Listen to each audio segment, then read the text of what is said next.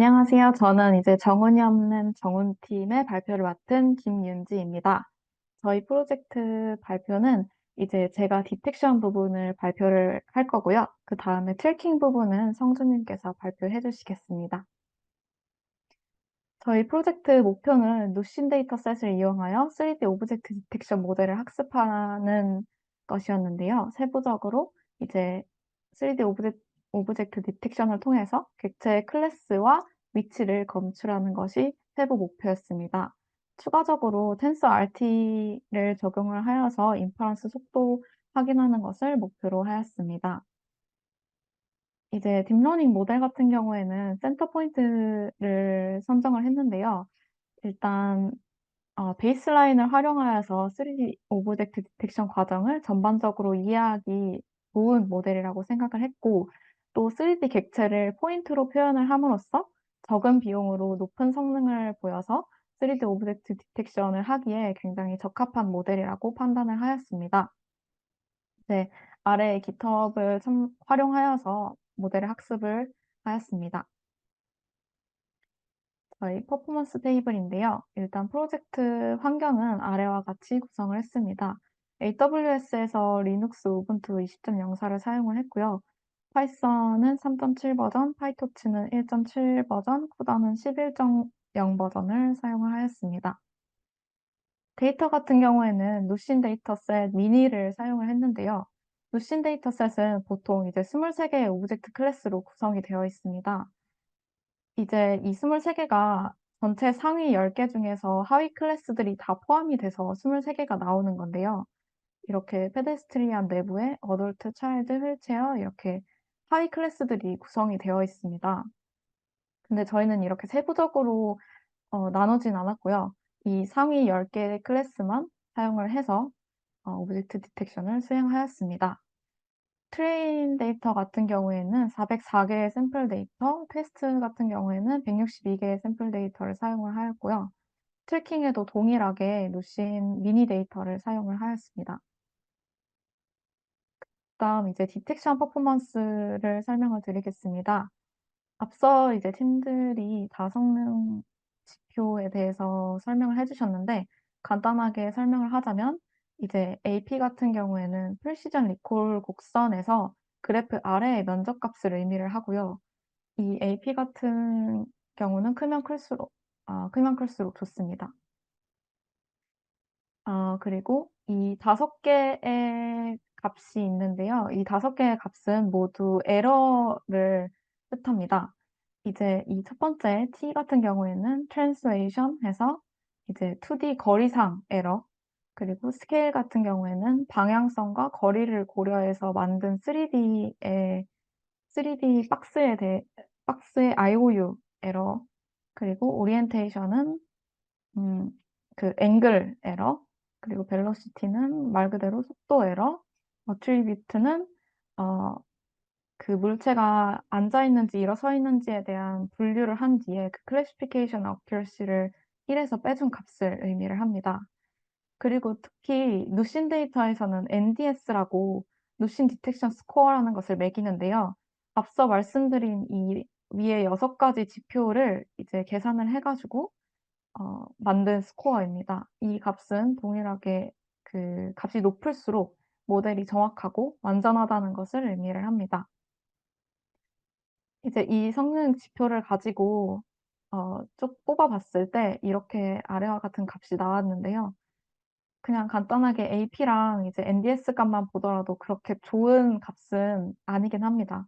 저희가 이제 미니 데이터를 사용을 하다 보니까 데이터가 굉장히 부족했고 또 그런 것 때문에 지표가 조금 성능이 조금 안 좋지 않았을까라는 생각을 했습니다. 이제 이 표 같은 경우에는 앞서 말씀드린 10개 상위 클래스에 대해서 각각의 성능 지표를 나타낸 것이고요. 어, 앞에 진우님이 설명해 주셨듯이 이 정적 물체인 트래픽 콘과 배리어에 대해서는 속도와 어트리뷰트 값이 없기 때문에 이렇게 넌 값이 들어가고요. 트래픽 콘도 이제 말 그대로 콘 모양이잖아요. 그래서 방향성을 갖지 않기 때문에 오리엔테이션 값을 구하지 않습니다. 그래서 위와 같은 표가 나왔고요. 이제 이거 같은 경우에는 디스트 값에 따른 성능 지표인데요. 저희는 디스트 값을 디스트리뷰션으로 보았습니다. 네, 디스트리뷰션은 객체가 얼마나 그 주변의 분포에 있느냐에 따른 값이라고 판단을 했는데 이 디스트 값이 클수록 객체가 고르고 넓게 분포해 있다고 생각을 했습니다. 그래서 객체가 고르고 넓게 분포해 있으면 객체 간 구별이 쉬워지기 때문에 AP 값이 점점 높아지는 것이라고 생각을 했고요.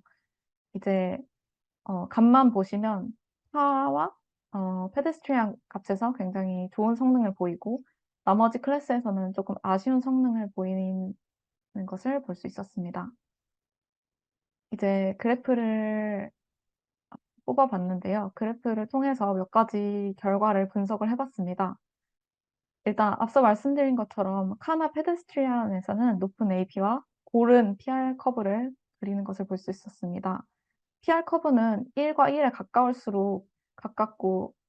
가깝고 이렇게 넓게 그려질수록 좋은 커브라고 하는데요. 이 페데스트리안과 카가 예쁜 그래프를 그리는 것을 볼 수 있었습니다. 그리고 이제 카와 페데스트리안 이외의 다른 클래스들은 디스트 상관없이 매우 낮은 AP를 보였고요. 이것은 이제 데이터가 적기도 하지만 데이터 내에 이런 트레일러나 컨스트럭션 비클이나 이런 것들이 발생하는 빈도가 굉장히 낮아서 학습 데이터가 많이 부족한 것으로 추정을 했습니다. 그 다음으로 트랜슬레이션에 대한 에러가 다른 지표에 비해서 상대적으로 작게 나타났다고 판단을 했는데요. 이제 이 오른쪽 리콜 에러 그래프를 봐주시면 됩니다. 여기서 트랜슬레이션 에러는 파란색 선을 봐주시면 되는데 트랜슬레이션 에러가 굉장히 낮은 값을 보이는 것을 알 수 있습니다. 다른 지표에 비해서 아래쪽에 위치해 있는 것을 보실 수 있죠. 그래서 이제 위치 추정에 있어서 굉장히 낮은 에러를 보인다는 것은 위치 추정에 높은 정확도를 보인다라고 판단을 할 수 있었고요. 반면 벨로시티에 대한 에러는 다른 지표에 비해서 상대적으로 큰 값을 나타냈습니다. 이 오른쪽 그래프에서 벨로시티 에러는 빨간색 선을 봐주시면 됩니다. 빨간색 선이 이제 위쪽에 위치해 있고 또 위로 올라가는 모습도 보실 수 있죠. 특히 이 버스 클래스에 대해서는 이 왼쪽 Y축이 5까지 갈 정도로 굉장히 높은 에러를 보이고 있었습니다. 네, 여기서도 높은 값을 보이고요. 그래서 이제 속도 추정에 있어서 에러율이 굉장히 높고 낮은 정확도를 보인다고 판단을 했고 버스 클래스에서 매우 큰 에러 값을 보이는 것을 확인을 하였습니다. 이제 버스에서 이 AVE를 확인을 하면 4.137 정도가 나오고 근데 이 AVE의 평균 에러가 1.389거든요. 그러면 이제 굉장히 차이가 확 나는 걸 알 수가 있죠. 그래서 이제 저희 팀원들끼리 이 에러가 왜 벨로시티에 대해서 특히 에러가 크게 나타나는지 논의를 했는데 정확한 이제 원인은 파악을 하지 못했습니다. 그래서 이런 부분은 추후에 속도 알고리즘을 여러 가지 적용을 해보면서 어, 연구해 볼 부분이라고 판단을 하였습니다. 그리고 앞서 말씀드린 디스트 값이 커질수록 AP 값이 높아지는 것을 볼 수 있었는데요. 이제 오른쪽으로 갈수록 디스트 값이 커지는 그래프인데 디스트 값이 커질수록 더 이렇게 넓은 그래프를 그리면서 높은 AP 값을 보이는 것을 확인할 수 있었습니다. 이 그래프에서 굉장히 잘 보이죠. 그래서 디스트 값이 크면 객체가 고르고 넓게 분포함으로 디텍션 성능이 높아진다고 판단을 하였습니다. 이제 아래 그림을 보시면 되는데요. 아래 그림은 저희가 학습한 모델로 테스트한 결과 이미지입니다. 좀 더 풀어드리면 디스트 값이 작은 경우에는 이렇게 초록색 GT 데이터가 따닥따닥 붙어 있는 모습을 보실 수 있습니다.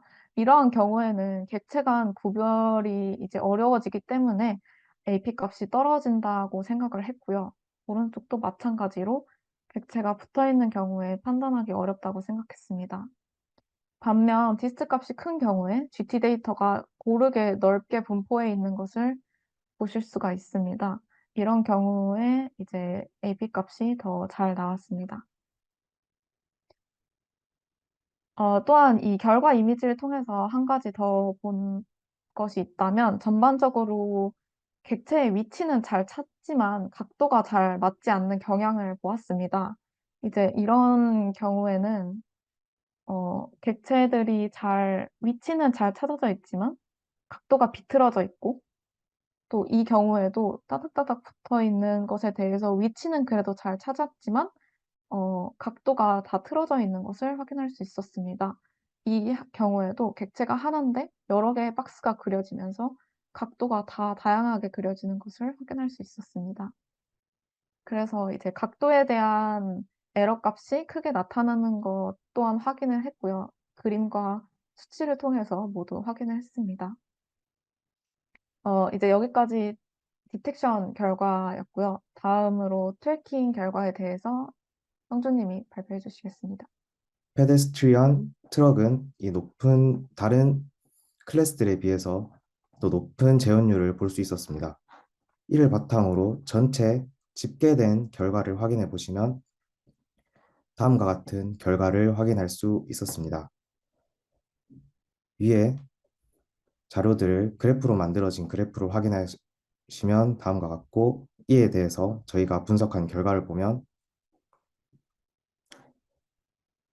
트럭의 경우 이 MOTA와 MOTAR과 같은 다른 MOTAL이 다른 클래스에 비해서 상대적으로 높게 나올 수 있었습니다. 이에 대해서 분석해보면 FP나 FN이 낮은 부분도 있지만 ID 스위칭이 상당히 낮았습니다. 이거를 여기에 나오는 PR 커브와 함께 확인을 하였을 때 학습이 잘 되었다기보다는 다른 클래스와 비교해 잘 구분되는 특징을 가질 것으로 판단하였습니다.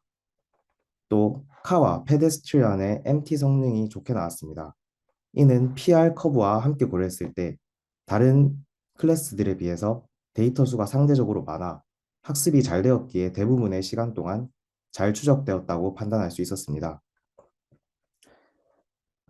이를 바탕으로 향후 작업 및 소감 후기를 말씀드리면, 누신 데이터셋을 통해 다양한 센서를 함께 사용하기 위해서는 센서 싱크로나이제이션과 센서 캘리브레이션과 같은 과정이 필요하다는 것을 알게 되었습니다.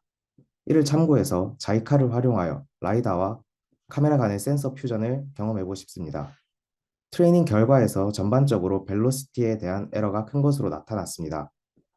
모델의 속도 예측 부분을 다른 알고리즘으로 작성해보고 기존과 비교해보면 더 좋은 결과를 확인할 수 있을 거라고 생각합니다.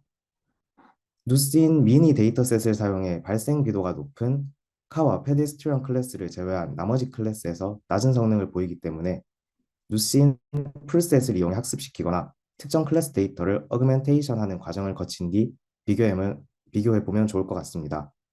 텐서 RT 인퍼런스 엔진을 적용하는 부분은 시간이 부족해서 수행하지 못했습니다. 이후 프로젝트에서 욜로를 기반으로 적용해서 텐서 RT를 적용했을 때의 인퍼런스 성능을 비교하고자 합니다. 이상으로 4팀 발표 마치겠습니다. 감사합니다.